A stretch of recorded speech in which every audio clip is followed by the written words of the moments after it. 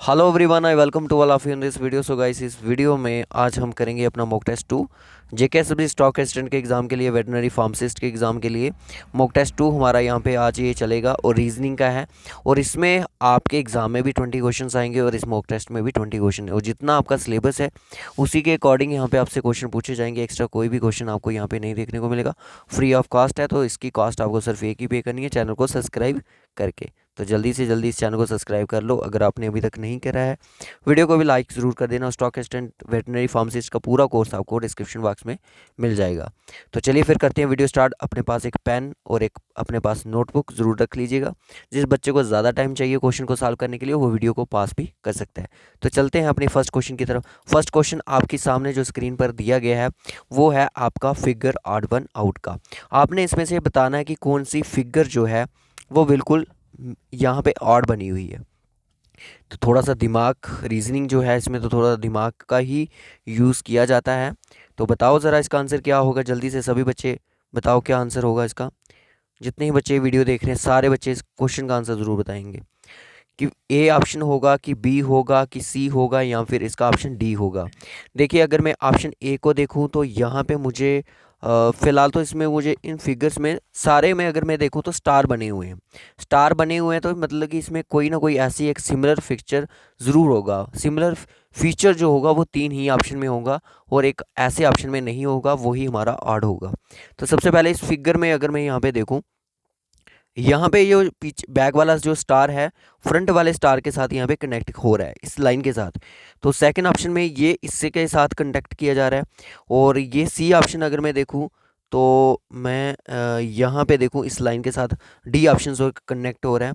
बाकी और किस ऑप्शन की हम बात करें तो बाकी सारे के सारे कनेक्ट हो रहे हैं, बट सी ऑप्शन जो है यहाँ पे कनेक्ट नहीं हो रहा है। तो ऑप्शन यहाँ पे सी जो ऑप्शन है ऑड ऑप्शन हो जाएगा। फर्स्ट क्वेश्चन का आंसर जो है वो आपका सी यहाँ पे दिया गया है। ठीक है। हाँ, तो सेकंड क्वेश्चन अपनी स्क्रीन पर जो है वो देखिएगा कि रमन का जो कोड है वो है 12325 एंड द दिनेश का कोड है जो 675489। तो आपने हमम का कोड बताना है। हमम का क्या कोड होगा। इस तरह के क्वेश्चन में क्या होता है कि जो अगर आप अल्फ़ाबेटिकली अगर इनके नंबर को कैच करोगे तो वो आपकी पकड़ में बिल्कुल नहीं आने वाले। आपने इनमें क्या करना है कि जो यहाँ पे एच दिया गया है आपने इन दोनों वर्ड में देखना कि कहीं ना कहीं आपको मिल जाएगा। तो दिनेश में मुझे एच जो है लास्ट में मिल रहा है, इसका मतलब कि जो एच का कोड है वो क्या है 9 है। ए की अगर मैं बात करूँ तो रमन में मुझे ए दिख रहा है, तो ये ए का जो है वो 2 है। एम की अगर मैं बात करूँ फिर से मुझे राम यहाँ भी रमन में दिख रहा है, तो यानी कि 923 हो जाएगा। तो 923 किस ऑप्शन में, ऑप्शन बी है। ऑप्शन 2 है तो ऑप्शन बी ही यहाँ पे बिल्कुल सही आंसर है।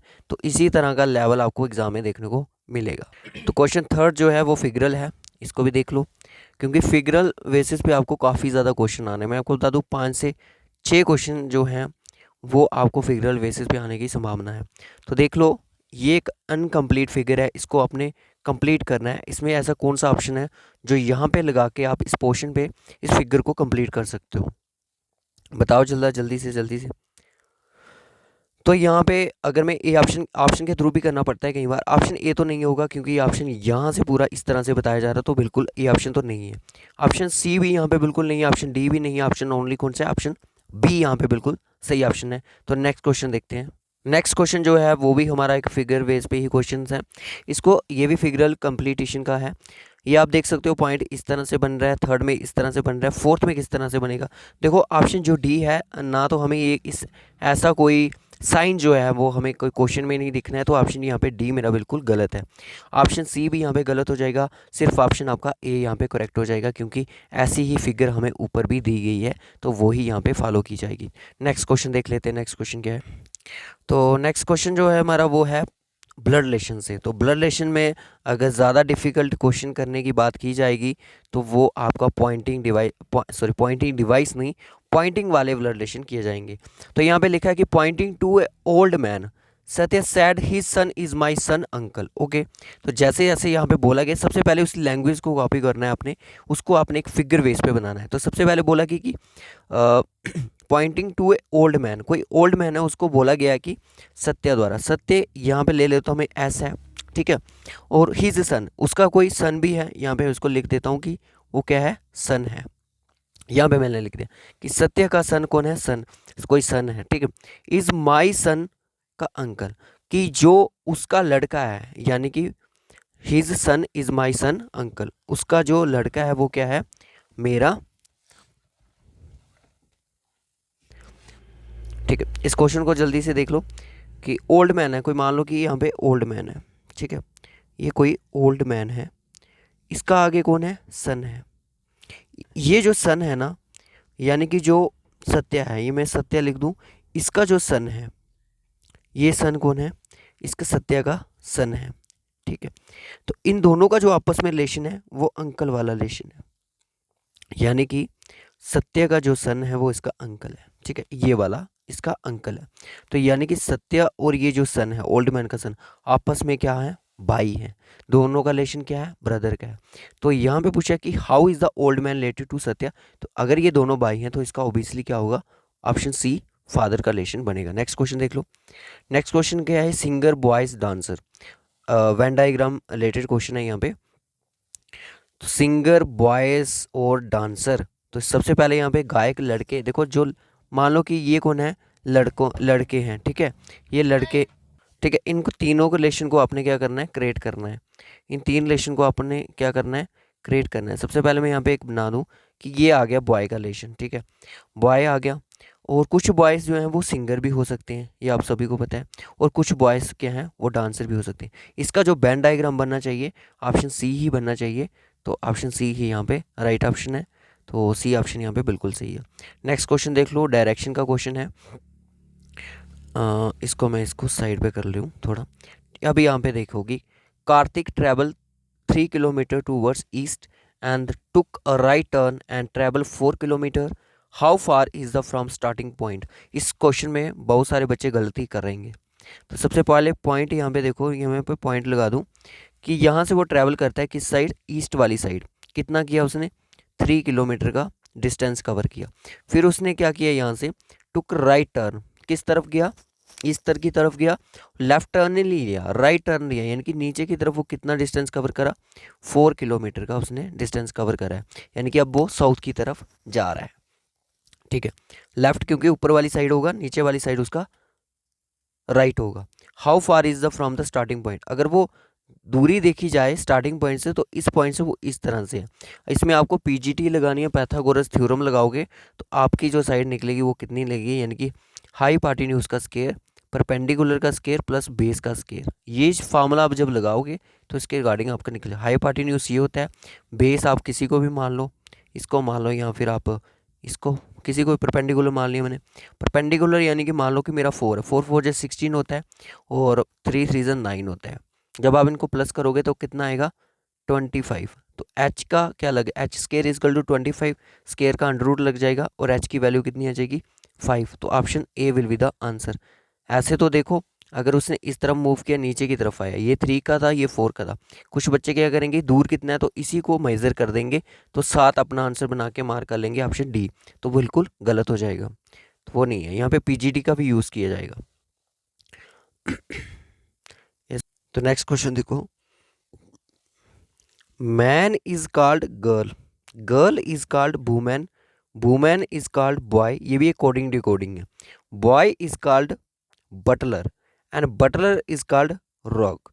तो who will serve in restaurant, restaurant में जो चीज़ें सर्व करता है वो कौन करता है, वो तो नौकर करेगा। और नौकर को यहाँ पे क्या बोला गया है, बटलर इज कॉल्ड रोग। तो रोग को हम क्या बोलेंगे, ऑप्शन डी यहाँ पे सही आंसर हो जाएगा। नेक्स्ट क्वेश्चन देखो, नेक्स्ट क्वेश्चन जो है वो है ब्लड रिलेशन का। तो ब्लड रिलेशन का यहाँ पे क्वेश्चन अगर, तो इसको उसको बनाना पड़ेगा। सबसे पहले जो जो जैसे जैसे साइन दिए गए मैं बनाओ। एम यहाँ पे है तो मैं एम को यहाँ पे लिख दूँ, बाकी एम का जो आगे का रिलेशन होगा वो मैं बता दूंगा। एम एट द रेट क्या बना रहा है कि साइन, जो एम है वो आर का बेटा है, तो आर को मैं यहाँ रख दूँ, एम को मैंने यहाँ रख दिया। उसके बाद परसेंटेज का क्या सिंबल डिनोट कर रहे हैं, वाइफ, यानी कि जो आर है वो वाइफ है किसकी, के की, तो के की वाइफ आ गई, के आ गई वाइफ, ठीक है। उसके बाद हैशटैग क्या कर रहा है कि ब्रदर है, यानी कि के है जो ब्रदर है किसका, जी का ब्रदर है, ओके। उसके बाद एट द रेट क्या बता रहा है, एट द रेट बता रहा है सन, यानी कि जो जी है वो किसका सन है, वाई का सन है, वेरी गुड। और जी जो है एन का, सॉरी नॉट वाई, एन का है। और एंड क्या बता रहा है, एंड बता रहा है ब्रदर है, एंड जो ब्रदर है किसका, टी का है। गलती होगी, मार्क नहीं हुआ ना उसकी वजह से, इसको कोई बात नहीं। एम जो है बेटा है आर का, आर की wife, R is the wife of K का भाई कौन है, जी है। और जी किसका बेटा है, एन का है। एन का भाई कौन है, टी है। एन का भाई कौन है, टी है। अब यहाँ पे बोला है कि how is M related to N, ये एम एन के साथ क्या रिलेशन बनाएगा। देखो ये और ये दोनों आपस में क्या है, कपल रिलेशन है, यानी कि ये मैरिड है। और इनका आगे एक भाई है, कि एक आगे इनका कौन है, भाई है। और एन उनका फादर है, तो आपस में एम का रिलेशन क्या होगा, ग्रैंड सन होगा, क्योंकि उसने मुझे पहले ही बोला था कि एम है जो सन, सन किसका है, और का है। नेक्स्ट क्वेश्चन देखो, नेक्स्ट क्वेश्चन भी बहुत ज़्यादा इंपॉर्टेंट है, नंबर सीरीज़ का क्वेश्चन है। एम सीरीज़ दी गई है कि 5, 16, 51, 158। तो 158 इसका गैप देखो तो मुझे यहाँ पे मल्टीपल का केस लग रहा है। 5 थ्रीज़ा करूँगा मेरा कितना हो जाएगा, 15 हो जाएगा, प्लस 1 करूँगा तो मेरा 16 आ जाएगा, बहुत बढ़िया। नेक्स्ट करो, 16 थ्रीज़ा करूँगा तो मेरा आएगा 48, 48 प्लस मुझे कितना करना पड़ेगा, 3 करना पड़ेगा, मेरा आ गया 51, बहुत बढ़िया। उसके बाद मुझे 51 इंटू 3 करना पड़ेगा, तो मेरा कितना आएगा, 3 1 जा 3 सर, और 5 3 जा 15, 153, और प्लस मुझे 5 करना पड़ेगा, तो तभी मेरा 158 आ जाएगा। कितना आएगा, 158, ये 88 नहीं, सॉरी 5 रखो यहाँ पे। अब 158 को मुझे करना है मल्टीप्लाई 3 के साथ, और जो भी आएगा उसके साथ प्लस करना है 7 को, ठीक है।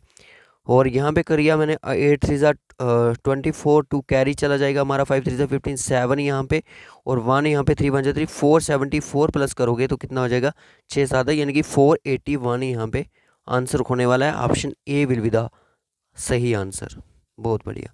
नेक्स्ट क्वेश्चन देखो, ये भी काफ़ी ज़्यादा इंपॉर्टेंट क्वेश्चन है कि Akhil is the maternal uncle of Rashmi, Rashmi is the daughter of Ramesh. Rashmi है जो डॉटर है किसकी, रमेश की, तो रमेश को मैं यहाँ पे लिख दूँ, रमेश की डॉटर कौन है, रश्मि है, रश्मि है, ठीक है। और यहाँ पे बोला कि Akhil is the maternal uncle, maternal जो होते हैं मदर वाली साइड से, यानी कि रमेश की यहाँ पे कोई वाइफ होगी, उसका नाम नहीं दिया गया। और इसका के भाई कौन है, अखिल है, अखिल इसका भाई है, तो अखिल को मैंने यहाँ पे लिख दिया। और रमेश और रश्मि और अखिल का जो रिलेशन है वो आपस में क्या है, उनका रिलेशन जो है आपस में मैटरनल अंकल वाला है, ठीक है, ठीक है। तो अब यहाँ पे पूछा कि हाउ रमेश रिलेटेड टू अखिल, रमेश का रिलेशन यानी कि अपनी वाइफ के भाई के साथ क्या रिलेशन होगा, ब्रदर इन लॉ का रिलेशन होगा। ऑप्शन ए से ही आंसर। नेक्स्ट क्वेश्चन देखो, ये भी इंपॉर्टेंट है। सी का कोड 3 है, तो ए बी सी अगर हम पढ़ते हैं तो बिल्कुल सही। डी की अगर मैं बात करूँ 4 होता है, ए की बात करूँ 1 होता है, एस की बात करूँ तो 19 होता है, एच की बात करूँ तो 8 होता है। यहाँ पे 28 और 32 इनका प्लस करूँगा 32, तो बिल्कुल सही। डांस का कितना होगा, डी होगा और 1 होगा, ठीक है ना। और उसके बाद एन का 14 होता है, सी का 3 होता है, और ई का कितना होता है, 5 होता है। तो 14 और 3 कितने, 17, 5 और कितने 22, 22 और 4 कितने, 26 और 1 27। Option D will be the answer. Next question देखो जल्दी से, नेक्स्ट क्वेश्चन भी काफ़ी ज़्यादा इंपॉर्टेंट है। Age of doctor Pandey is 4 times the age of his son, यानी कि उसके बेटे की एज कितनी है, उसके बेटे की एज है 1, मान लो कि 1 एज है उसकी, और उसकी वे एज कितनी है, उसकी एज है 4 टाइम्स उसके बेटे से, यानी कि 4 गुना, 4 गुना मैं लिख दूँ कि 1:4 उनकी रेशो है अभी प्रेजेंट की एज की। 10 साल के बाद क्या हो जाता है कि उसका जो बाप है doctor Pandey will be the twice of the age of the son, यानी कि अगर 10 साल के बाद भी ये रेशो 1 रहती है तो ये इस वाले की रेशो कितनी हो जाएगी, 2, यानी कि वो उससे अब कितना है, 2 गुना बड़ा है, ठीक है। 10 साल के बाद प्रेजेंट एज बतानी है अपने डॉक्टर पांडे की सन की, तो बहुत बढ़िया। देखो यहाँ पे सबसे पहले रेशो को इक्वल करना पड़ता है, यहाँ पे इनका गैप लेके इक्वल कर लो। 4 में से 1 गया 3, और इनका गैप कितना 1 ही है, तो आपने इनकी क्रॉस मल्टीप्लिकेशन कर लेनी है। 1 का ऊपर वाली सेम ही रहेगी, 1:4 ही रहेगी, और कितनी हो जाएगी, 3 1 जा 3 और 3 2 जा 6, है ना, 3 2 जा 6, यानी कि 10 साल में कितनी रेशो बढ़ रही है, 10 साल में सिर्फ 2 रेशो बढ़ रही है। तो एक रेशो बराबर 5 साल के इक्वल होगी।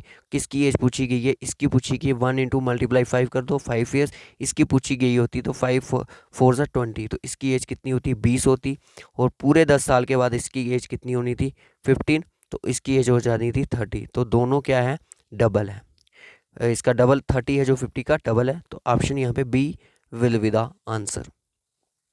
ये तो काफ़ी इजी क्वेश्चन है, नंबर सीरीज़ का है 2 4 2 4 6 8, ठीक है ना, फिर 10 आना है, फिर 12 आना है। तो इस तरह के भी क्वेश्चन एग्जाम में कई बार आ जाते हैं। तो नेक्स्ट क्वेश्चन देखो यार, क्राइम करने, अच्छा इसको मैं थोड़ा जूम कर लूँ आपको थोड़ा विजिबल हो जाए। क्राइम करने पर हमें पुनिशमेंट मिलती है, इसी तरह का BLW में भी क्वेश्चन पूछा गया था, मिलता जुलता, इसलिए हमने एनालॉजी भी ली रही है। तो क्राइम का जो लेशन है पुनिशमेंट है, ओके। ऑनेस्टी जब आप नहीं दिखाते हो तो आपको क्या अवार्ड मिलती है? अगर आप किसी को ईमानदारी दिखाते हो क्या आपको अवार्ड दिए जाते हैं? नहीं। Recognitions no. Pride reward, option C यहाँ पे बिल्कुल सही, रिवार्ड इसका आंसर है। नेक्स्ट क्वेश्चन देखो कि 292 146 582 क्या होगा? देखो जो 292 है ना, अगर मैं इसको 2 के साथ डिवाइड करूँ ये 1, और कितना हो जाएगा इसका, तो 1 ही रहेगा। इसका कितना हो जाएगा 4 और 6, 146 बिल्कुल सही। इसका भी मुझे हाफ करना पड़ेगा, 5 का हाफ नहीं होता, 4 का कर लो 2, उसको आपने 1 दे दिया 18, इसका 9 और 1 9 291, ऑप्शन सी यहाँ पे बिल्कुल बहुत ईजी 2 के साथ डिविजिबल है। नेक्स्ट क्वेश्चन देखो यार, ये भी आपका एनालॉजी बेस्ड ही क्वेश्चन है। देखो ये वाला लेशन इसके साथ बन रहा है, इसका लेशन किसके साथ बनेगा? तो सबसे पहले अगर देखूँ तो इनको मैं देखूँ, ये आपके एंटी क्लॉक वाइज मूव कर रहा है, ये वाला, इसको देख के चलें एंटी क्लॉकवाइज। ये वाली लाइन यहाँ पे आ गई, ये वाला सर्कल यहाँ पे चला गया, और ये वाला स्टार यहाँ पे आ गया। तो इट मीन्स कि जो आगे का लेशन बनेगा वो भी इसी तरह से मूव करेगा। ये जो स्टार है, इस तरह से मैं लाइन ड्रा कर देता हूँ पहले। ये स्टार जो है ये ऊपर वाली साइड चला गया। स्टार ऊपर वाली साइड किस ऑप्शन में है? ऑप्शन ए की ही है, 3 ऑप्शन, ऑप्शन एक ही है, 3 ऑप्शन है, बाकी को करने की ज़रूरत ही नहीं है आपको। हैशटैग देख लो बाकी उसी हिसाब से। नेक्स्ट क्वेश्चन देखो, ये भी इंपॉर्टेंट क्वेश्चन आ गया आपकी स्क्रीन पर, कि क्वेश्चन है a good carrier travels 23 kilometre east.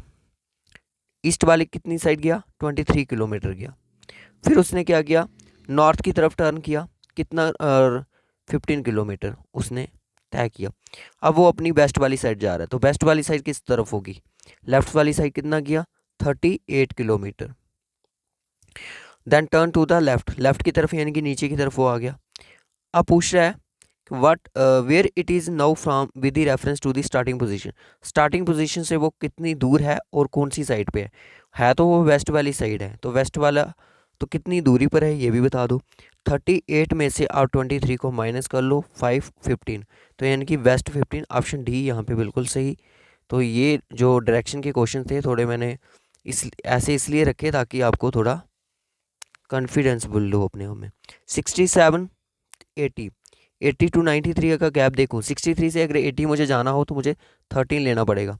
आगे भी 13 का गैप है, यानी कि 93 प्लस आपको 13 करना है, 106 यहाँ पे आंसर, ऑप्शन बी।